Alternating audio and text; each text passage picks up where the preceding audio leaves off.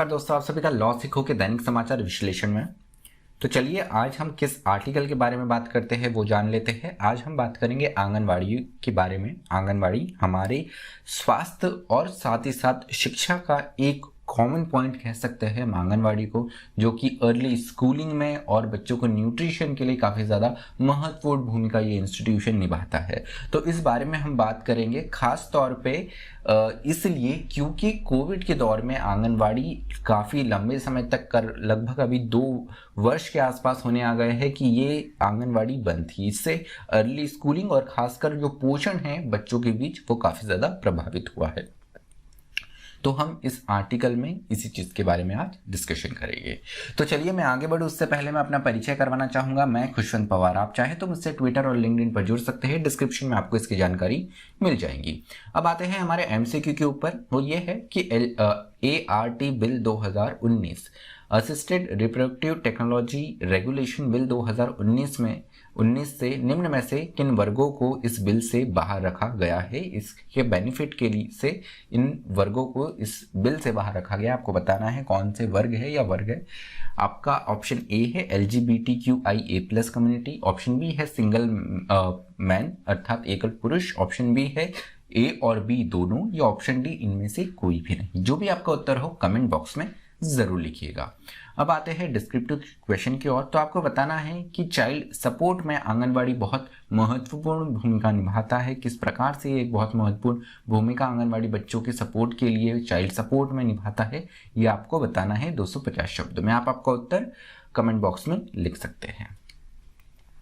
चलिए अब आते हैं आर्टिकल की ओर। तो अप्रैल 2020 से दिसंबर का महीना हो गया है, करीब करीब अगर हम देखें तो 1 वर्ष 8 महीने हो चुके हैं। 2 वर्ष के करीब करीब समय हो चुका है कि आंगनवाड़ी हमारे देश में बंद है, लॉकडाउन के चलते हुए है, जो कि एकदम लेजिट वजहों से बंद था। लेकिन इससे हुआ ये है कि इससे integrated child support system ICDS ये बहुत बुरी तरीके से प्रभावित हुआ है, क्योंकि इस स्कीम को, इस सिस्टम को अचीव करने का जो इंस्टीट्यूशन था वो थी आंगनवाड़ी। और इन्हीं आंगनवाड़ी के कारण ये एक एम जो है इंटीग्रेटेड चाइल्ड सपोर्ट सिस्टम का ये पूर्ण होता है। लेकिन आंगनवाड़ी बंद होने के कारण यहाँ पर इंटीग्रेटेड चाइल्ड सपोर्ट सिस्टम बहुत प्रभावित रहा। बात यह है कि चाइल्ड सपोर्ट में हमारे देश में आंगनवाड़ी बहुत क्रूशियल, बहुत महत्वपूर्ण भूमिका निभाता है। किस प्रकार से ये बहुत महत्वपूर्ण भूमिका निभाता है? तो सबसे पहली बात आती है न्यूट्रिशन में, कि पोषण, बच्चों में पोषण जो है, पोषण आहार उन्हें मिलता रहे और पोषण न्यूट्रिशन लेवल में बना रहे, जिससे कुपोषण, मेल न्यूट्रिशन की समस्या से हम दूर रहे। तो अगर हम सर्वे देखें जो कि ID इनसाइट का आया है, उनमें बताया गया है कि जो primary source of nutrition information for families, तो फैमिलीज के लिए, परिवारों के लिए यहाँ पे बच्चों को इन आंगनवाड़ी केंद्रों से न्यूट्रिशन फूड मिलता है। साथ ही साथ आंगनवाड़ी केंद्र से इनके परिवार में भी बताया जाता है कि बच्चों के लिए क्या, न्यूट्रिशन के लिए क्या क्या चीज़ें ज़रूरी रहती है। तो यहाँ पर आंगनवाड़ी ये डुअल पर्पज सर्व करता है। उसके अलावा अगर हम देखें तो आंगनवाड़ी अर्ली एजुकेशन के लिए यहाँ पर बहुत अर्ली स्कूलिंग का पहला कदम यहाँ पर होता है। लेकिन हाल ही में आए नेशनल फैमिली हेल्थ सर्वे 5 के डेटा के हिसाब से देखें तो यहाँ पर less than 15% 5 year old children attended schools in last year. तो पिछले 1 वर्ष में अगर हम बात करें तो 5 वर्ष से कम आयु के बच्चों में केवल 15% ही बच्चे हैं जिन्होंने स्कूल या आंगनवाड़ी अटेंड करी है। ये भी अपने आप में एक समस्या है यहाँ पर, क्योंकि बहुत से परिवार में यहाँ पे जो फाउंडेशन स्टेप होता है स्कूलिंग का, या इन आंगनवाड़ी केंद्रों से ही शुरू होता है, जब 2 वर्ष 3 वर्ष का बच्चा इन आंगनवाड़ी केंद्रों में जाता है। लेकिन लॉकडाउन के चलते हुए ये आंगनवाड़ी केंद्र बंद थे, जिससे यहाँ पर बहुत कम बच्चों ने ही आंगनवाड़ी या स्कूल अटेंड कर पाए। कुछ एक राज्यों में आंगनवाड़ी शुरू हुई है, उदाहरण के लिए मध्य प्रदेश में आंगनवाड़ी एक रिस्ट्रिक्टेड मापदंड पे यहाँ पर शुरू की गई है। थोड़े राज्यों ने भी कदम उठाए हैं, लेकिन हाल ही में नए वेरिएंट के कारण वापस राज्य सरकारों ने ये कदम वापस लिया है कई जगह। उसके अलावा अगर हम देखें तो 58% women cited home schooling as the reason why the amount of unpaid work for women have sharply increase. अब इससे होता यह है कि बच्चा जब आंगनवाड़ी में चले जाता है, वहाँ उनका अर्ली एजुकेशन हो जाता है, उनके न्यूट्रिशन के बारे में परिवार को बताया जाता है, उन्हें वहाँ न्यूट्रिशन पोषक आहार भी दिया जाता है। लेकिन होता यह है कि अगर आंगनवाड़ी पिछले 2 वर्षों से लगभग बंद है, तो अब ये बच्चे घर पे रहते तो यहाँ पर उनको स्कूलिंग भी घर पे ही देनी पड़ती है। अब इसके चलते हुए ये हुआ कि घर पे जो घर को संभालने की जिम्मेदारी रहती है ये महिलाओं पर रहती है। इसे अनपेड वर्क कहा जाता है। तो यहाँ पर जिसके लिए उन्हें कोई पैसा नहीं मिलता, तो इसलिए अनपेड वर्क है। तो 58% महिलाओं ने ये बताया कि होम स्कूलिंग के चलते हुए, चूंकि आंगनवाड़ी या दूसरे स्कूल बनते उसके कारण उनका अनपेड वर्क बढ़ गया है घर में, मतलब उनका घर का काम काफ़ी ज़्यादा बढ़ गया है, जिसके कारण वो बाहर जाके काम नहीं महिलाएं कर पा रही है। तो ये एक बहुत महत्वपूर्ण वजह है कि किस तरीके से आंगनवाड़ी जो है वो सिर्फ बच्चों के जीवन पर नहीं, महिलाओं के जीवन पर भी प्रभाव डाल रही है। नेशनल एजुकेशन पॉलिसी 2020 अपने आप में बहुत क्रांतिकारी कदम इसे बताया गया सरकार के द्वारा।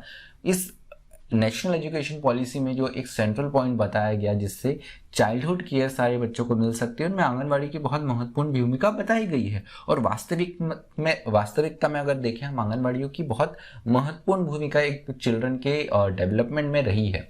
लेकिन यहाँ पर कोविड के चलते हुए ये जो है काफ़ी बुरी तरीके से प्रभावित हुई है।